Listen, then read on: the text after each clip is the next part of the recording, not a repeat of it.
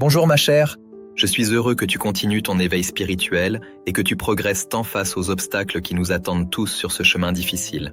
Aujourd'hui, je vais te parler de l'un d'eux, l'esprit d'importance ou l'orgueil. Qu'est-ce que c'est? L'esprit d'importance est une entité qui se nourrit des louanges et de l'admiration d'autrui. Une fois infiltrée dans l'âme humaine, elle se met à murmurer « Tu es la meilleure, tu es spéciale, tu mérites tellement plus ». La personne pense que ce sont ses propres pensées et commence à exiger un traitement particulier. Nourrir l'esprit de l'importance devient de plus en plus difficile, et quand il a faim, il se met en colère et mord. Et la personne, elle mord les autres avec ses ressentiments et ses reproches. On ne m'a pas apprécié, on ne m'a pas compris. En réalité, c'est elle qui est intérieurement tournée contre le monde. Cela entraîne des problèmes dans les relations. Les gens ne veulent pas supporter près d'eux une personne susceptible, qui exige constamment quelque chose. On lui tourne le dos dans le groupe, dans la famille, dans tous les domaines de la vie. Elle, de son côté, ressasse sans cesse ses blessures et se plaint, cessant de ressentir la joie et de se développer. On a envie d'aider cette personne, mais souvent elle refuse l'aide, aveuglée par l'esprit de l'importance. Et il arrive aussi que cette entité prenne possession de toi. Comment s'en sortir ?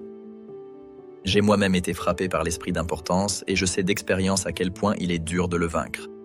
À l'époque, un savoir sacré m'a beaucoup aidé et dans cette vidéo, je vais le partager avec toi. Regarde bien cette vidéo jusqu'au bout pour ne rien rater. Tu découvriras comment t'auto-diagnostiquer pour voir si l'esprit d'importance t'habite. Je te donnerai la méthode pour le combattre et la clé de ta liberté intérieure.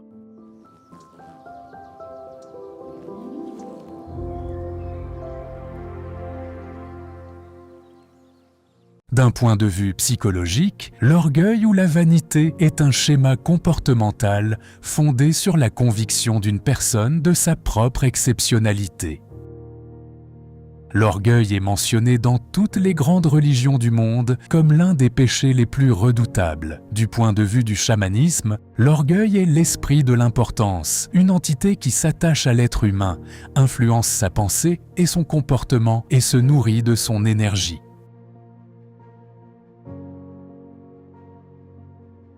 L'importance est une médaille à deux faces. 1. L'orgueil et la possessivité. La personne attend des autres un traitement spécial. J'ai fait un meilleur travail que ma collègue. Pourquoi elle a eu une prime plus élevée? Elle revendique des droits sur tout ce qu'elle touche, les personnes, les objets, les réussites. Ce sont mes gens. Tout cela m'appartient, ne touche pas. Je ne donnerai rien à personne. 2. Rancune et auto-apitoiement.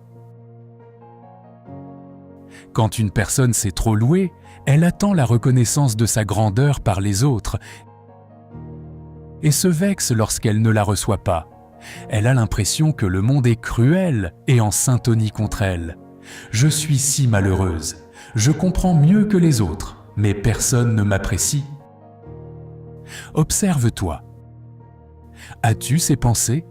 Je ne suis pas comme les autres. On devrait me traiter différemment. Je suis meilleur que les autres.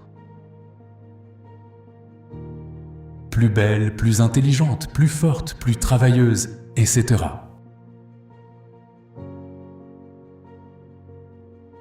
Le monde est injuste. Tout le monde est contre moi. Je suis la plus importante ici, et tout le monde doit m'obéir sans discussion. Je fais tellement plus que les autres, et je mérite des louanges et des récompenses. Pourquoi je n'ai pas eu de prime alors que j'ai travaillé mieux que tout le monde? Et je fais tellement d'efforts. On me sous-estime constamment. Si tu as ce genre de pensée et de jugement, c'est que le virus de l'importance a déjà pénétré ton âme et qu'il t'empoisonne.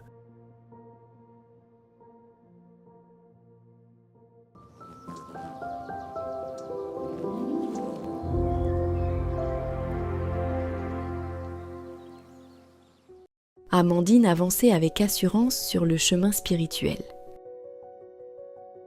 Elle consacrait beaucoup de temps au service, faisait des pratiques, organisait des événements auxquels venaient les mentors de l'école spirituelle. Les gens étaient attirés par elle, admirant son altruisme, son ardeur au travail et sa bonté. Lors des événements, les mentors prenaient Amandine en exemple, la qualifiant de pilier de la communauté. Elle recevait beaucoup d'attention de la part des guides du pouvoir. Il n'y avait pas un événement sans qu'on ne lui rende hommage.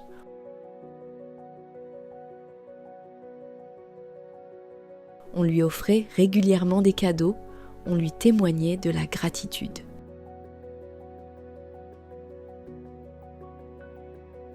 Au début, elle répondait timidement « Mais non, je ne le mérite pas. C'est le pouvoir qui se manifeste à travers moi. »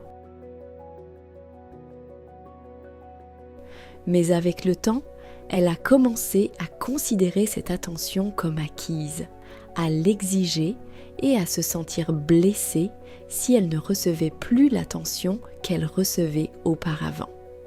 Peu à peu, une pensée s'est enracinée en Amandine. Je fais tellement pour l'école spirituelle, plus que personne d'autre. Donc, on devrait me récompenser davantage. Sans s'en rendre compte, elle a commencé à attendre des louanges et de l'admiration de la part des mentors pour son travail acharné et ses qualités organisationnelles. Et lorsqu'elle ne les recevait pas, elle ressentait une amertume. J'ai tellement fait d'efforts et on ne m'a pas appréciée. Ce furent les premiers symptômes de l'esprit de l'importance. La jeune femme a commencé à observer de manière critique le travail des mentors, pensant « Pourquoi attendre qu'ils viennent dans notre ville alors que je pourrais donner des conférences et des pratiques aussi bien qu'eux ?» Ainsi, les gens de la ville pourraient assister régulièrement aux cours, et pas seulement de façon occasionnelle. Elle a formé un groupe de disciples et a commencé à donner elle-même les cours. Au début, les gens se sont tournés vers elle et elle s'efforçait de leur transmettre la connaissance. Mais l'esprit de l'importance prenait peu à peu de plus en plus de place dans l'âme d'Amandine. Il continuait à lui souffler qu'elle était une élue des pouvoirs suprêmes au même titre que les mentors et qu'on devait donc la traiter comme ses pouvoirs suprêmes, la vénérer, lui offrir des cadeaux. Sinon, la séance serait vaine.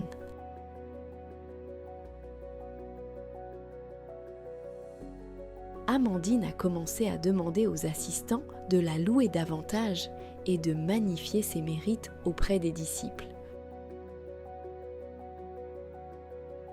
Puis, elle a commencé à exiger des disciples qu'ils exécutent ces diverses tâches quotidiennes, qui ressemblaient plutôt à des ordres. Ce faisant, elle justifiait qu'elle développait leurs qualités spirituelles en leur apprenant à être humbles et patients. Sa part spirituelle voulait vraiment aider les gens. Mais c'est l'esprit de l'importance qui s'est emparé de ses mérites et a commencé à en être fière. Amandine a cessé de voir la réalité telle qu'elle est, justifiant ses exigences par de bonnes intentions.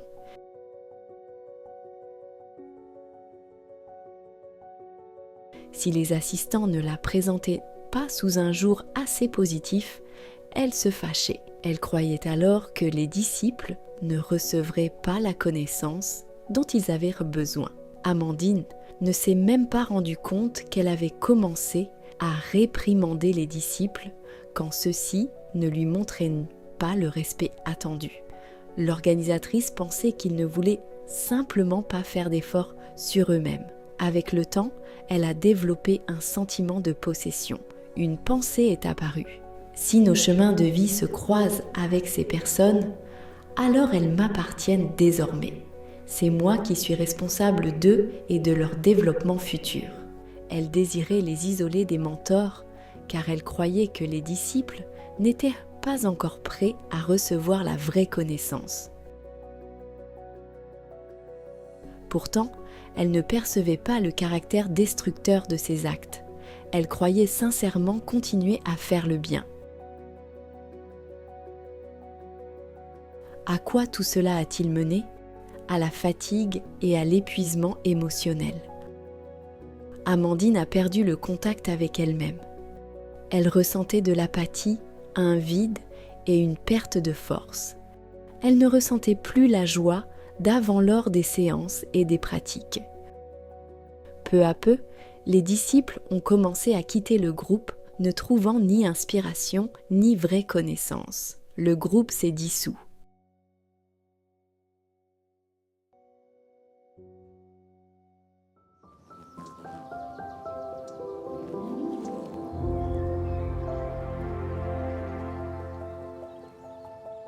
Le stade ultime de l'emprise de l'esprit d'importance, c'est l'absence totale d'autocritique envers soi-même. On n'est plus en mesure de comprendre qu'on a de graves problèmes, qu'on sème la négativité dans ce monde et qu'on s'autodétruit. À ce stade, on ne peut plus s'en sortir seul, une aide extérieure est nécessaire.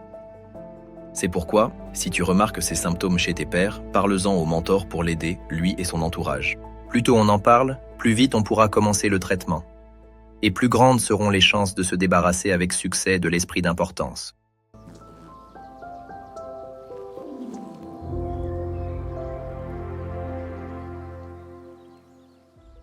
Comment guérir de l'esprit de l'importance ?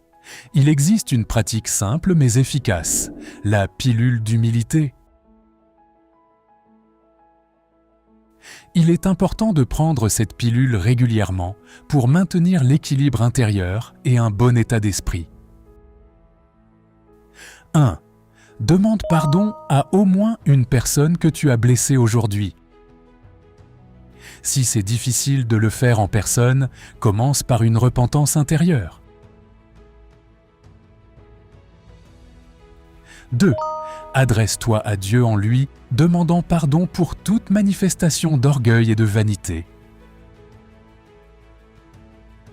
3. Aide les autres. Commence par un petit geste. Accomplis au moins une bonne action sans attendre de gratitude en retour.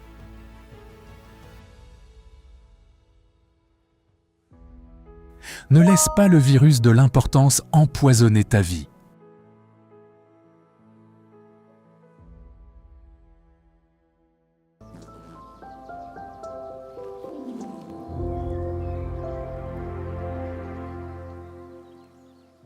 Ma chère, tu sais désormais comment déceler en toi l'esprit d'importance. Fais un diagnostic pour empêcher cette dangereuse maladie de se propager. Sois attentive à tes pairs et aide-les si jamais tu remarques les symptômes du virus de l'importance. Partage tes observations avec les mentors pour apporter l'aide nécessaire à temps au moment où la personne ne peut plus s'en sortir seule. Prends une pilule d'humilité chaque jour pour prévenir la maladie. Aide les autres, fais de la charité et du bénévolat dans notre école. Rejoins-nous. Je crois en toi, tu vas y arriver. L'esprit d'importance peut toucher chacun, mais tu es désormais bien armé pour contourner cet obstacle vers ta transformation spirituelle et ta liberté intérieure. Je t'attends pour la prochaine leçon. À très bientôt.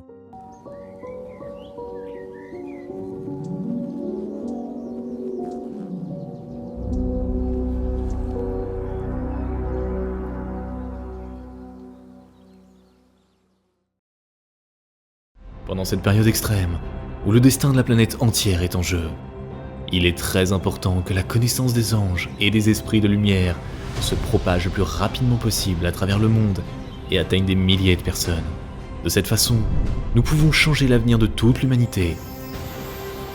Alors nous nous tournons vers toi, chère âme de lumière. Partage la connaissance concernant nos livres sages et nos films. Partage les liens vers des vidéos ou des dessins animés. Tout cela est disponible et gratuit. Invite les femmes à des pratiques individuelles, des webinaires et des séminaires, et le grand esprit de lumière t'aidera, à toi et à ta famille, en dirigeant une énorme quantité d'énergie pour réaliser tous tes désirs. Les esprits lumineux et les anges t'aideront, à toi et tes proches dans tous les domaines. Le fil de la lumière et de l'amour de ton cœur atteint le cœur des femmes en recherche. Et la création du bien, la diffusion de la connaissance de lumière dans le monde commence. Rejoins cette mission de lumière. Aide les gens et Dieu t'aidera.